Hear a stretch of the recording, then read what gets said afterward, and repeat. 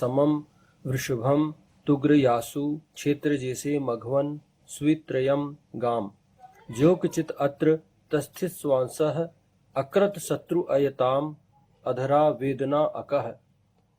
रक्षा की समन करने वाले वृषभ की तुग्रयाओं में क्षेत्र की विजय हेतु हे मघवन स्वित्र गमन की जाने योग्य की निरंतर ही यहाँ संस्थित किया। शत्रुत्व को प्राप्त होने वाले को नीचे किया, वेदना दी।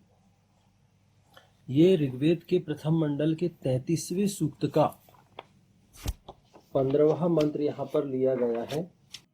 इस प्रकार के जो दुष्ट व्यक्ति है, शत्रु है, मानवता के शत्रु, समाज के शत्रु, उनको बहुत डाउन करना बहुत अधिक आवश्यक है। उनका डिमोशन करना बहुत जरूरी है।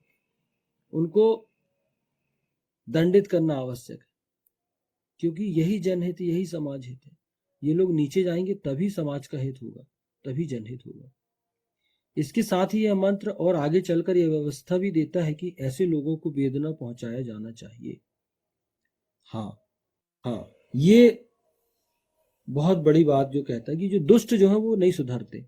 जो दुष्ट प्रकृति के लोग होते हैं वो अपनी दुष्टता नहीं छोड़ते। हम ये सृष्टि के आदि काल से देखते चले आ रहे हैं। जब तक उनको दंडित ना किया जाए, चाहे आप हिरण्यकश्यप को देख लो, हिरण्याक्ष को देख लो, रावण को देख लो, कंस को देख लो, दुर्योधन को देख लो, आप सतयुग से लेकर त्रेता, द्वापर और कलयुग का इतिहास देख लो। जितने भी दुष्ट हुए हैं वो सुधरते ही नहीं। आप उनको कितना ही समझाने का प्रयास करो तो वेदना उनको देना, मतलब कष्ट देना, ऐसी जगह वार करना कि वो पूरे नष्ट भ्रष्ट हो जाए, बहुत अधिक आवश्यक है सत्पुरुषों के लिए।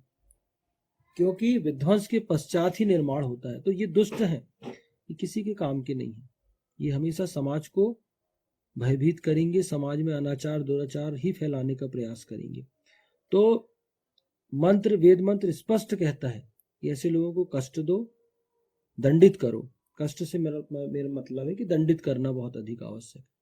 क्योंकि जब वो दंडित होंगे तब उनको समझ में आए कि नहीं, कोई सत्ता है, श्रेष्ठ लोगों की भी सत्ता है, तो वो फिर दब के रहेंगे, फिर वो सुधरेंगे। क्योंकि क्या होता है कि जब उनकी पिटाई होगी, उनको अच्छा तरीके से उनको दंडित किया जाएगा, तो फिर वो बोलेंगे नहीं नहीं, अब हम भी सुधरेंगे, हम भी ऐसा करेंगे, क्योंकि उनको एक डर बैठ जाएगा। तो वो समाज की हानि नहीं कर पाएंगे। जब तक ऐसे शत्रुओं को कोई कष्ट नहीं होगा तब तक वे अपनी इस प्रवृत्ति का परित्याग नहीं करेंगे। अतः जनहित में, समाज हित में उन्हें कष्ट पहुंचाना, पीड़ा पहुंचाना, वेदना पहुंचाना आवश्यक। वही बात जो मैंने अभी कहा कि जब तक उनकी पिटाई नहीं होगी तब तक वो अपनी इस प्रवृत्ति का परित्याग नहीं करने वाले हैं। ये दुष्ट की विशेषता है कि वो समझाने से नहीं समझता। दुष्टों का ये, आप देखो, कहावत भी है कि लातों के जो भूत है वो कभी बातों से नहीं मारते। तो यही उनकी प्रकृति, वो नहीं सुधरेंगे। वो अपनी प्रकृति का, अपनी प्रवृत्ति का परित्याग नहीं करोगे, कष्ट नहीं पहुंचाओगे, पीड़ा नहीं पहुंचाओगे। उनके सारे सोर्स जो है सुख पहुंचाने के, सब बंद कर दो। वेद यही कहता है, प्रशासकों से कहते हैं कि जहां से उनको ऑक्सीजन मिल रही है, जहां से प्राणवायु मिल रही है, वो हर रास्ता उनका बंद करो कि भैया या तो सुधरो। आपके लिए सारी चीजें हैं, लेकिन वो तभी आप उसको पा पाओगे, तभी आप उनका भोग करने दिया जाएगा जब आप समाज में अपनी समाज को आप कुछ देंगे, कुछ रचनात्मक देंगे, कुछ विध्वंसात्मक चीजें आप करेंगे, समाज में विध्वंस मचाएंगे, उत्पात मचाएंगे, कष्ट पीड़ा देंगे अच्छे लोगों को, समाज का वातावरण को बर्बाद करने का प्रयास करोगे तो आपको कुछ नहीं मिलने वाला, आपको दंड ही मिलेगा। उनका जीना दूभर कर दो। वेद ये कहता है कि दुष्टों को जीना दूभर कर दो, क्योंकि वो इसी लायक है। जब आप उनको वेदना पहुंचाओगे, उन्हें कष्ट दोगे, उन्हें दंडित दोगे, तो उन्हें जो दंड मिलेगा तो दूसरे समाज के जो अच्छे लोग हैं वो अच्छे से रह पाएंगे। इसलिए प्रशासन को बहुत चुस्त होना चाहिए। उसके विषय में भी मंत्र है, प्रशासकों को कैसा होना चाहिए। लेकिन बात यहाँ पर अभी इंद्र की बात हो रही है, इंद्रियों को वश में करने की बात वाले की बात हो रही है।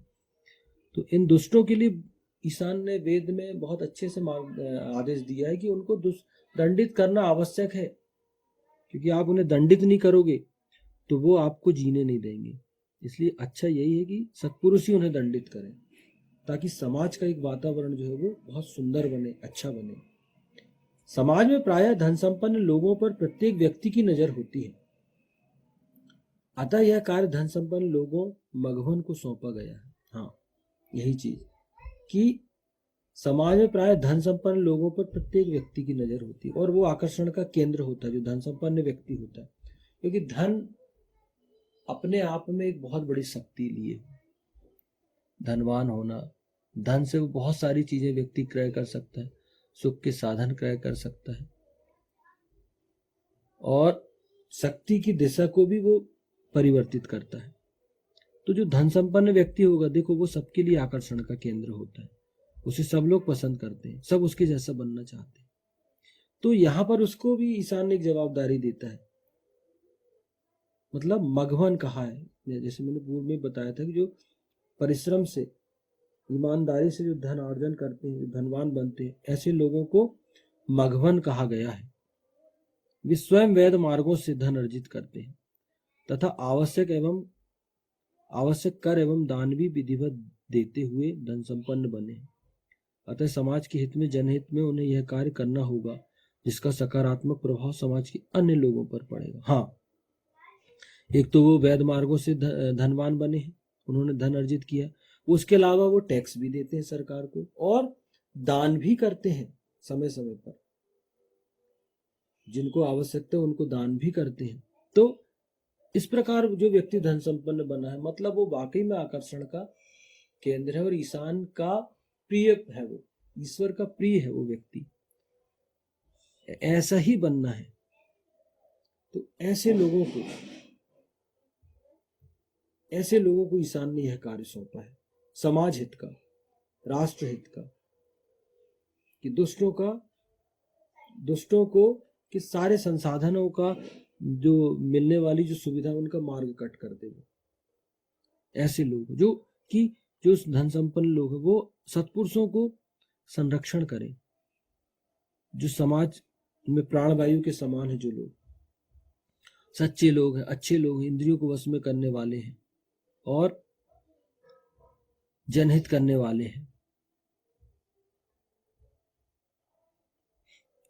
वीर सत्कर्मी है, वीर सेचन में समर्थ है, ऐसे लोगों को की सारी सुविधाओं का ऐसे धन संपन्न व्यक्ति ध्यान रखे कि उन्हें किसी प्रकार की कोई असुविधा न हो। ये उसको ढूंढना होगा, उसका यही काम रहेगा। जो धन संपन्न है, ईशान उसके लिए चुनौतियां ईशान ने दे दी है कि भाई आपको समाज में ऐसे लोगों को ढूंढना है जो इस विशेषता को लिए हुए हैं, फिर उनकी जो समस्याएं हैं वो कहाँ परेशान है, उस चीजों को देखो आप और उनकी समस्याओं का समाधान करो। तो ये आपका कर्तव्य है। अगर वो ऐसा करेगा, वो ऐसे लोगों का ध्यान रखेगा, तो वो व्यक्ति आराम से समाज निर्माण करेंगे, राष्ट्र निर्माण करेंगे, जनहित में कार्य करेंगे, है ना, जिसका प्रभाव अन्य लोगों पर भी पड़ेगा। समाज के अन्य लोग भी सामने आएंगे और वो भी सत्कर्म करने की ओर अग्रसर होंगे।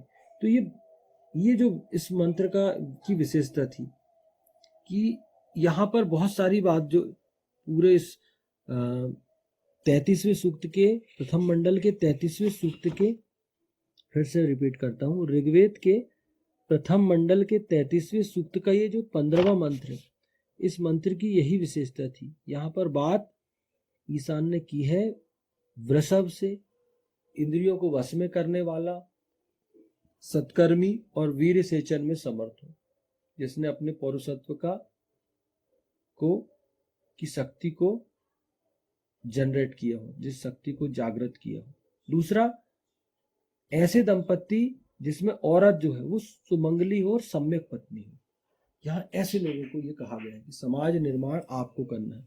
ईशान ये जवाबदारी ऐसे लोगों को देता है और उसका पारितोषिक भी ईशान उन्हें देता है। ऐसे दंपत्ति को, ऐसे लोग जो समाज के लिए करते हैं, तो वो ईशान के प्रिय पात्र होते हैं, ईश्वर के प्रिय पात्र होते हैं और एक श्रेष्ठ जीवन उन्हें यहाँ पर मिलता है। तो यही जो चीजें हैं, यही ईशान यहाँ पर कहता है। हाँ, और एक चीज और, इसके अलावा भी यहाँ पर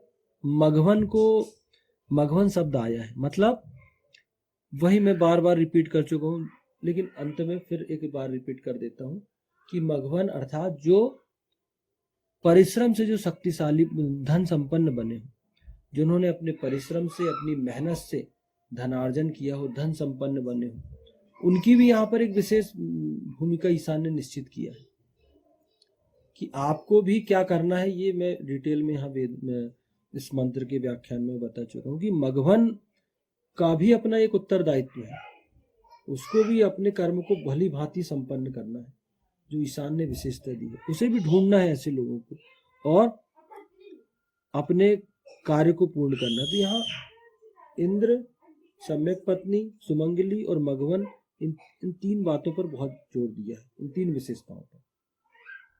रक्षा की समन करने वाले वृषभ की तुग्रयाओं में क्षेत्र की विजय हेतु हे मघवन स्वित्र गमन की जाने योग्य की निरंतर ही यहाँ संस्थित किया। शत्रुत्व को प्राप्त होने वाले को नीचे किया, वेदना दी। ओम आवह समम वृषभम तुग्रयासु क्षेत्र जैसे मघवन स्वित्रयम गाम जो कचित अत्र तस्थित स्वांसः अकृत शत्रु अयताम अधरा वेदना अकह। वैदिक पर्सपेक्टिव के इस YouTube चैनल को सब्सक्राइब करें, वीडियो को लाइक व शेयर करें।